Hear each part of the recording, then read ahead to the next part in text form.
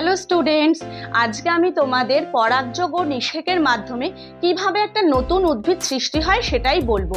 এই যে ছবিটা দেখছো এটা হচ্ছে লাইফ সাইকেল অফ প্ল্যান্ট। এখানে যেটা আমি এঁকেছি এটা হচ্ছে একটা গাছের ফুলের জনন অঙ্গ, অর্থাৎ এটা হচ্ছে পুংকেশর, এটা হলো গর্ভকেশর।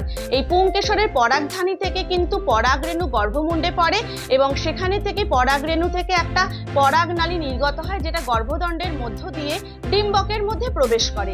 তারপরে সেই ডিম্বকের মধ্যে ডিম্বাণুকে পুংজনন কোষ নিষিক্ত করে এবং নিষিক্ত হওয়ার পরে কিন্তু জাইগোট সৃষ্টি হয়, আর জাইগোট বারবার বিভাজিত হয়ে ভ্রূণ সৃষ্টি করে। এইভাবে নিষেক প্রক্রিয়া কমপ্লিট হয়।